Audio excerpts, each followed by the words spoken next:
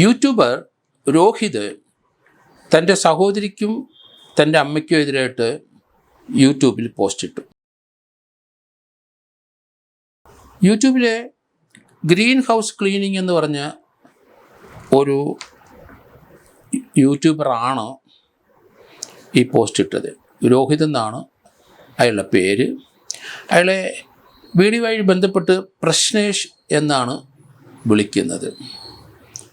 അദ്ദേഹം കുറേ നാളുകളായി യൂട്യൂബിൽ ഈ ക്ലീനിങ് സംബന്ധമായ കാര്യങ്ങളാണ് ഇട്ടുകൊണ്ടിരുന്നത്. കുറേ വ്യൂവേഴ്സും ഉണ്ട്. പക്ഷേ വീട്ടിലൊരു മാലയുമായിട്ട് അമ്മയും സഹോദരിയുമായിട്ട് ഇയാളും ഭാര്യയും രോഹിതും ഭാര്യയും വഴക്കുണ്ടായി. ആ വഴക്കങ്ങ് മൂത്തു. അതിനുശേഷം സഹോദരിയെ രോഹിത് അടിച്ചു കഴിഞ്ഞപ്പോൾ അത് അവർ വീഡിയോയിലെടുത്തു. അതിനുശേഷം ഇയാൾ തൻ്റെ യൂട്യൂബിലെ ഗ്രീൻ ഹൗസ് ക്ലീനിങ്ങിനകത്ത് തൻ്റെ അമ്മയ്ക്കും സഹോദരിക്കെതിരെ അധിക്ഷേപത്തോടു കൂടിയ വാക്കുകൾ ഉപയോഗിച്ചു. അതിട്ടു.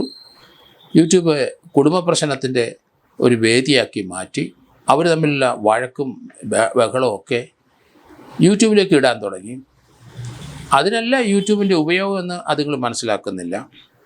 പക്ഷേ സഹോദരിക്കെതിരായിട്ടും അമ്മയ്ക്കകത്ത് അധിക്ഷേപകരമായ കാര്യങ്ങൾ യൂട്യൂബിൽ ഇട്ടപ്പം സഹോദരി തന്നെ അടിക്കുന്ന ആ രംഗം, തൻ്റെ ബ്രദർ തന്നെ അടിക്കുന്ന രംഗം യൂട്യൂബിലിട്ടു. എന്തായാലും ഇപ്പോൾ ആലപ്പുഴ വനിതാ പോലീസ് സ്റ്റേഷനിൽ ഒരു കേസ് കൊടുത്തിരിക്കുന്നു, അമ്മയും സഹോദരിയും കൂടെ. കാരണം തൻ്റെ സഹോദരൻ അവളെ അടിച്ചു, സഹോദരിയെ അടിച്ചു, അമ്മയെ ആക്ഷേപിച്ചു, ചീത്ത വിളിച്ചു. വനിതാ പോലീസ് ജാമ്യമില്ലാത്ത വകുപ്പിൽ കേസെടുത്തു. ഈ കേസുമായിട്ട് ബന്ധപ്പെട്ട് കുറേ വീഡിയോകൾ യൂട്യൂബിനകത്ത് വരികയും ചെയ്തു. എന്നാലും പൊതുവെ ആ കുടുംബത്തിനകത്തുള്ള മോശമായ അന്തരീക്ഷം, അധിക്ഷേപങ്ങൾ, അതൊക്കെ രോഹിതും ഭാര്യയും അവരുടെ യൂട്യൂബ് ഗ്രീൻ ഹൗസ് ക്ലീനിങ്ങിനകത്ത് ഇട്ടുകൊണ്ടേയിരുന്നു. അതിന് പ്രതിവിധിയായി സഹോദരിയെ അടിക്കുന്ന രംഗവും അവർ വിട്ടു. കേസ് എന്തായാലും ജാമ്യമില്ല വകുപ്പിനകത്ത് ആലപ്പുഴ വനിതാ പോലീസ് കേസെടുക്കുകയും ചെയ്തു. സ്ത്രീകളെ അടിച്ചതാണ്, പെൺകുട്ടിയെ അമ്മയെ അടിച്ചതാണ്, അത് സഹോദരനും ഭാര്യയാണ്. അന്നും ഇന്നും വീട്ടുകാരെ സംരക്ഷിക്കുന്ന താനാണ്, അത് മറക്കരുത് എന്ന് അയാൾ ഒരു പോസ്റ്റ് ഇട്ടു. പിന്നീട് ഇട്ടത് അയാൾ അത് സ്വല്പം കടന്ന കൈയായിപ്പോയി എന്നാണ് തോന്നുന്നത്. കാരണം ആണുങ്ങൾക്കുള്ളതാണ് ജയിലെന്നും അത് മനസ്സിലാക്കിക്കോണം എന്നുള്ള രീതിയിൽ ക്രെഡിറ്റോടു കൂടിയാണ് ജയിലിൻ്റെ കാര്യം പറയുന്നത്. അത് ആണുങ്ങൾക്ക് മാത്രമുള്ളതാണ്. അതുകൊണ്ട് ജയിലിൽ പോകാൻ തനിക്ക് മടിയില്ല. അമ്മയ്ക്കെതിരായിട്ടും അല്ലെങ്കിൽ സഹോദരിക്കെതിരായ അധിക്ഷേപം നടത്തിയതിന് കേസെടുത്താൽ ഒരു മടിയില്ല എന്നുള്ള അർത്ഥത്തിലാണ്. ജയിൽ എന്താണെന്ന് അയാൾക്ക് അറിഞ്ഞുകൂടാ. ജയിൽ അയാൾ ഇന്ന് വരെ കിടന്നിട്ടില്ല. ജയിലിൽ കിടന്നെങ്കിൽ ജയിലിനെ പറ്റി ഒരു വിവരം ലഭിക്കുകയുള്ളൂ. നമ്മൾ കാണുന്ന പോലെ അത്ര സുഖകരമായ ഒരു സ്ഥലമല്ല, ഒരു വീടല്ല, ഒരു വസതിയല്ല, ഒരു ഓഫീസല്ല. അത് പ്രശ്നേഷിന് അറിയാത്തത് കൊണ്ടാണ് ആ രീതിയിലുള്ള വാക്കുകളൊക്കെ വരുന്നത്.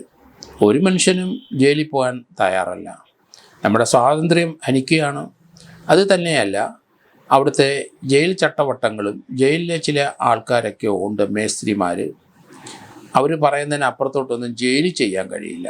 അവിടെ ജയിൽ വാർഡന്മാരും ജയിൽ പ്രിസണർ ഓഫീസേഴ്സൊക്കെ ഉണ്ടെങ്കിലും സെല്ലിനകത്തും ജയിലിൻ്റെ അകത്തും ചില മേസ്ത്രിമാരെന്നാണ് വിളിക്കുന്നത്.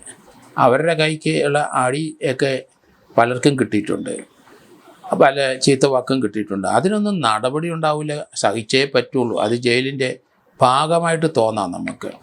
നമ്മളവിടെ അങ്ങനെയൊക്കെ എന്തെങ്കിലും ഉണ്ടായാൽ, കാരണം പല ആൾക്കാരും നമുക്കറിയാം ജയിലിൽ വരുന്നവർ പല കുറ്റകൃത്യങ്ങൾ ചെയ്തു വരുന്നവരാണ്.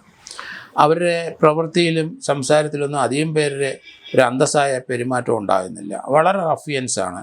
അങ്ങനെയുള്ള കത്തിക്കുത്തും കൊലപാതകവും നടത്തിയവരൊക്കെയാണ് അവിടെ വരുന്നവർ. മോഷണക്കാരുണ്ട്, പെട്ടെന്ന് പ്രതികരിക്കുന്നവരാണ്. അങ്ങനെയുള്ള സ്ഥലത്താണ് തനിക്ക് ജയിൽ ആണുങ്ങൾക്കുള്ളതാണ് എന്നുള്ള. അവിടെ സ്ത്രീകളും ഉണ്ട്, കുറ്റം ചെയ്ത് മർഡർ ചെയ്ത സ്ത്രീകൾ ധാരാളം പേരുണ്ട്. അവരും അവിടെ ജയിലിൽ കഴിയുന്നവരാണ്. എന്താണ് ജയിലെന്ന് അറിയാതെ ഇതുപോലെയുള്ള വീമ്പിളക്കുന്നതും വിടുവായ്ത്തരം പറയുന്നതൊന്നും ഒരു യൂട്യൂബറെ സംബന്ധിച്ചിടത്തോളം നല്ലതല്ല. സ്വന്തം അമ്മയെ ആക്ഷേപിക്കുക, സ്വന്തം സഹോദരിയെ ആക്ഷേപിക്കുന്ന അങ്ങനെയുള്ള വീഡിയോകൾ ഇടുക, അതൊന്നും ഒരിക്കലും ഒരു നല്ല വീഡിയോ അല്ലെങ്കിൽ ഒരു യൂട്യൂബറുടെ പ്രവൃത്തിയിൽ വരുന്ന കാര്യങ്ങളല്ല. അതുകൊണ്ട് കുറച്ചുകൂടെ മാന്യമായിട്ട് യൂട്യൂബിലൊക്കെ സംസാരിക്കാനും പ്രവർത്തിക്കാനും, പ്രത്യേകിച്ച് അമ്മയെ സഹോദരിയാണ് ആക്ഷേപിക്കുന്നതെന്ന് വിചാരിച്ചോണം. ഏതായാലും അവിടെ ഒരു കേസ് രജിസ്റ്റർ ചെയ്തിട്ടുണ്ട് ആലപ്പുഴ വനിതാ പോലീസ്. ജാമ്യമില്ലാ വകുപ്പാണ്. റിമാൻഡിൽ 5-6 ദിവസം കിടക്കുമ്പോൾ എന്താണ് ജയിലെന്ന് മനസ്സിലാവുള്ളൂ. അത് സെൻട്രൽ ജയിലല്ല, സബ് ജയിലാണ് റിമാൻഡിൽ പോയി കിടക്കുന്നത്. അങ്ങനെയുള്ള സ്ഥലത്തേക്ക് യൂട്യൂബർ ഒന്ന് പോയി വരട്ടെ, അപ്പോൾ അറിയാം അതിൻ്റെ വില. അത് ആണുങ്ങൾക്ക് മാത്രമുള്ള സ്ഥലമാണോ, അത് പെണ്ണുങ്ങൾക്കും അവിടെ ചേർന്ന സ്ഥലമാണോ, അവിടുത്തെ സ്വാതന്ത്ര്യദിനം നമ്മുടെ സ്വാതന്ത്ര്യത്തോടുകൂടി നടക്കാനും ചിന്തിക്കാനും ഒന്നും കഴിയാത്ത ഒരു മേഖലയാണെന്നുള്ള കാര്യം പഠിച്ചു വന്നെങ്കിലേ അത് മനസ്സിലാവുകയുള്ളൂ.